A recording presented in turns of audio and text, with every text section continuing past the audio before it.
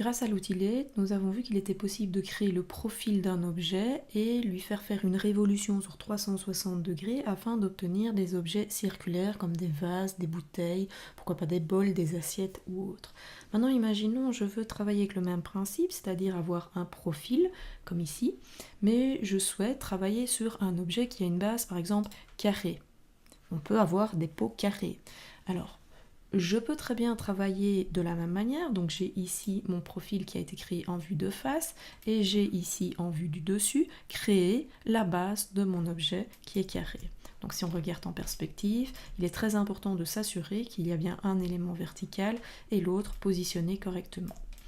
Alors cette fois-ci, pour ce faire, je ne vais pas aller chercher, alors je vais rapprocher un petit peu mon objet pour qu'on voit bien les éléments. Je ne vais pas travailler avec un Lathe puisque le Lathe ne vous permet que de faire un 360 degrés. Donc si je reprends celui-ci et que je regarde dans ses paramètres, on est bien entendu, alors évidemment il faudra repositionner l'axe ici correctement, donc je le fais à la va-vite, comme ceci. Ok, on est limité, c'est-à-dire que vous pouvez juste faire un 360 degrés, mais vous ne pouvez pas choisir autre chose. Donc si je veux que mon profil suive une forme un carré, rectangulaire ou autre, je dois travailler différemment. C'est-à-dire que je prends ce qu'on appelle le chemin, c'est-à-dire le cheminement que va suivre le profil de départ. Donc ce profil va se promener tout autour de ce chemin pour créer une forme géométrique 3D. Donc je vais dans la liste des modifieurs et je vais chercher ce qu'on appelle le bevel profile. Je prends mon bevel profile, alors comme on est en module de base, on ne va pas entrer dans les détails ici du bevel, on va travailler avec le bevel classique. Donc vous voyez déjà, ça limite un petit peu les paramètres. Vous pouvez ici choisir le profil qui va suivre votre chemin. Donc je clique sur Pick Profile et je choisis mon profil. Et vous voyez qu'automatiquement, que se passe-t-il? Eh bien, le profil a suivi mon rectangle pour créer une forme 3D. Donc c'est plutôt bien.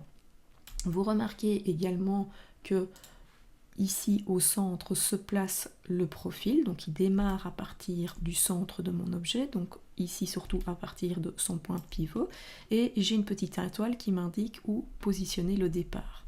Donc si vous voulez par exemple que votre objet soit travaillé différemment, c'est-à-dire imaginons que vous voulez ici que ce point de départ se mette sur leur bord, vous pouvez toujours venir sur le bevel profile, prendre son gizmo et voyez le déplacer, ce qui va vous permettre d'agrandir votre forme. Maintenant, vous pouvez travailler comme ceci, ou tout simplement être conscient que le point de départ se crée au centre de votre forme et vérifier ensuite en vue de face sur votre profil, donc je vais le surélever. Je pourrais très bien me dire, ben oui, j'ai un grand rectangle et donc je vais tout simplement agrandir mon profil, sachant que le point jaune ici représente le point de départ de mon bevel profile. Donc les deux fonctionnent. Ça, c'est vous qui voyez la manière dont vous voulez travailler. Et donc on constate également que le fait de modifier ici mon profil, alors faites-le toujours bien en vue de face, eh bien, va me permettre de modifier en même temps ma forme 3D, exactement comme le Lathe, si ce n'est qu'à la différence ici, eh bien, la base est rectangulaire, grâce au bevel profile. Donc ça, c'est une manière de procéder qui fonctionne très très bien.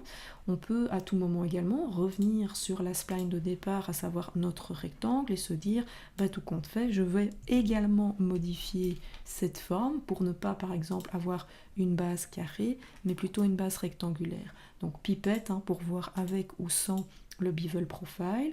Donc je vais l'activer, je prends mes points, je déplace mes points, et ça agrandit également mon objet. Donc ici, évidemment, vous n'avez aucune limite. Vous pouvez faire tout ce que vous voulez. Donc si par exemple, voilà, j'ai ici une autre forme, une ellipse, je veux avoir un plateau avec un profil qui suit cette ellipse, donc je prends mon bevel profile, même principe, je me mets en mode classique, pick profile, et je sélectionne mon profil, et vous voyez que de nouveau, il s'adapte. Alors dans le cas de l'ellipse, c'est très bien parce que c'est circulaire, vous voyez, vous allez peut-être manquer de résolution pour avoir quelque chose de bien souple et arrondi au rendu. Donc ici, on va sentir des cassures. Vous voulez quelque chose de bien arrondi, eh bien je reviens sur mon ellipse et je vous rappelle que dans l'onglet interpolation, vous pouvez augmenter un petit peu la résolution de votre objet pour avoir quelque chose de bien arrondi. On vérifie, ça fonctionne très bien. Vous trouvez par exemple que le bord de l'objet est trop fin, vous revenez dans la vue de face, vous reprenez votre profil et on va tout simplement épaissir un petit peu notre objet en modifiant notre spline de départ et en réadaptant un petit peu le profil. On vérifie, on regarde ici, je vais me remettre en perspective. Hop, je vérifie et vous voyez, je vais maintenant avoir bel et bien un bord plus épais à mon objet. Donc le bevel profile fonctionne sur n'importe quel profil. Vous voyez, que ce soit un rectangle comme ici, que ce soit une ellipse.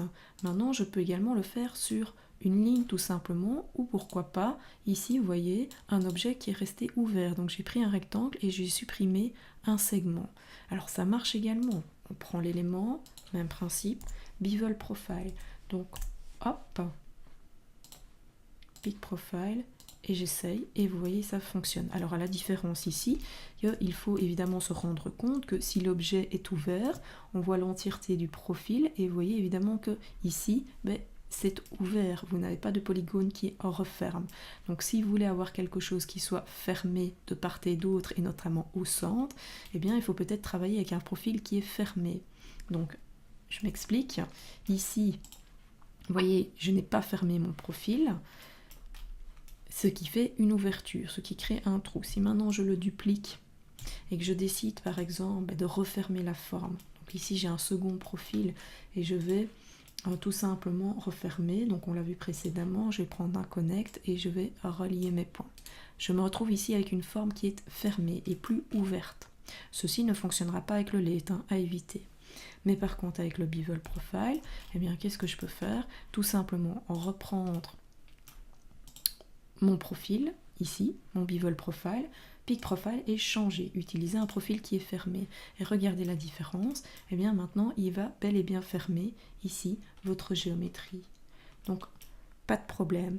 Alors pour ce qui est de l'ouverture ici, vous pouvez très bien mettre un éditable polygone, hop, et utiliser cette fois-ci l'outil Border. L'outil Border va vous permettre de sélectionner une ouverture. Donc ici par exemple, vous voyez, en cliquant une seule fois, il sélectionne toute l'ouverture qui représente le trou. Pour refermer, clic droit et vous pouvez faire un petit cap. Cap, c'est un couvercle et ça referme automatiquement votre forme. Je refais de l'autre côté, clic droit, cap. À noter que le cap se trouve également ici, dans les paramètres de l'Edit Border. Donc on est totalement libre de faire ce que l'on veut. Ça fonctionne également avec une ligne. Donc hop, bevel profile, je vais chercher ma ligne.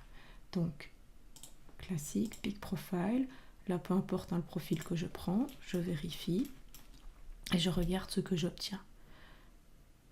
Magnifique, tout fonctionne nickel. Je peux à tout moment modifier ma ligne également. Imaginons je travaille sur une courbe. Hop, je viens sur ma ligne, je rajoute un point, je décide de déplacer ce point et d'en créer une courbe de Bézier. Hop, on regarde, est-ce que ça s'est adapté? Ça s'est parfaitement adapté. Vous voyez, le profil suit toujours. Alors, les limites sont très peu existantes, donc vous pouvez faire tout ce que vous voulez. Vous pouvez essayer différents profils. Vous voyez ici, j'avais une autre forme qui est également fermée. Donc si je reviens sur ma ligne et que je décide de changer, vous voyez que je peux tout adapter. Maintenant, attention, soyez conscient d'une chose, c'est que lorsque vous travaillez avec le bevel profile, si à un moment donné vous supprimez vos profils, eh bien vous perdez vos formes. Donc, ne supprimez jamais vos profils, ou alors il vous suffit de prendre vos objets, donc je vais prendre par exemple celui-ci, et le reconvertir en éditable polygone, ce qui va vous permettre de supprimer l'éditable poly que vous aviez ici en dessous avec l'éditable spline, pardon, avec le bevel profile. Vous n'avez plus qu'un éditable poly. Dans ce cas-là, si je supprime mes profils, hop, vous remarquez que tous les bevel profiles disparaissent, mais par contre l'objet qui a été reconverti en edit poly est maintenu. Maintenant évidemment après je ne sais plus modifier les profils et faire en sorte que ça s'adapte. Donc en général c'est une manipulation qu'on fait à la fin des fins lorsqu'on est persuadé qu'on a obtenu le bon résultat.